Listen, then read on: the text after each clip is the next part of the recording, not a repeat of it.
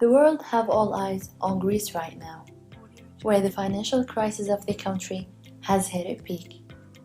Greece is currently suffering nearly $400 billion in debt.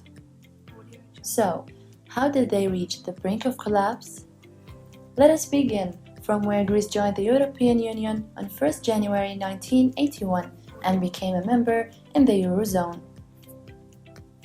What does that mean? Having the same currencies for a group of countries means that no country can control their monetary policy. Instead, one central bank controls the monetary policy for all countries. So what? Actually, the problem lies in the fact that the Eurozone consists of 19 countries.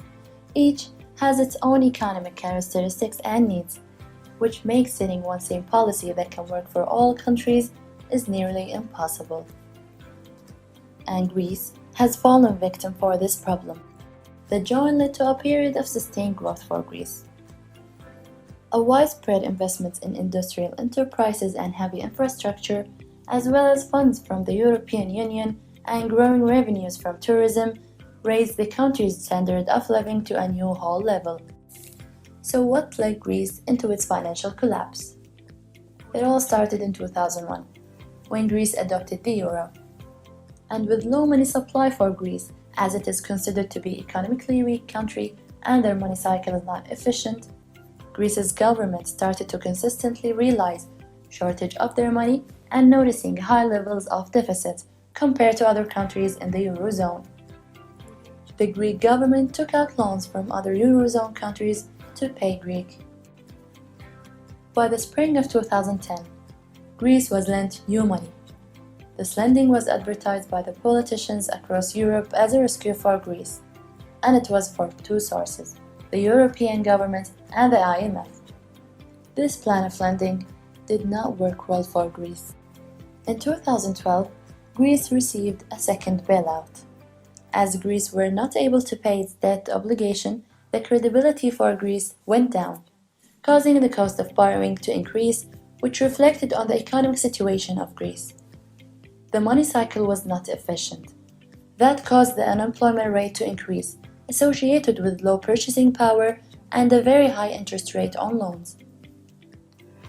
It was clear for the IMF and the European Union that Greece won't be able to pay. Therefore, they have forced a new regulation on Greece regarding their fiscal policy.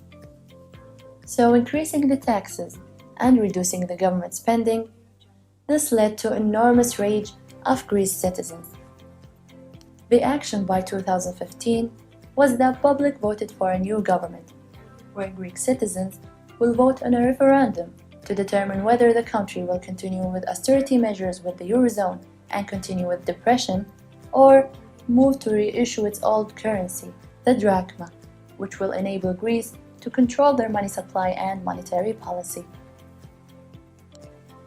So if Greece defaulted on its debt and exited the Eurozone, what might happen then? Politicians argued that it might create a huge global financial shocks. However, some people believe that if Greece were to leave currency union in what is known as a Greek exit, it wouldn't be such a catastrophe, and that Europe has put up safeguards to limit the so-called financial infection. In the end, most experts agree that Greece will not be allowed to go out of the Eurozone, neither allowing it to go bankrupt. That was about it for the whole story of Greece's financial crisis. So, take this as an advice and try not to overborrow.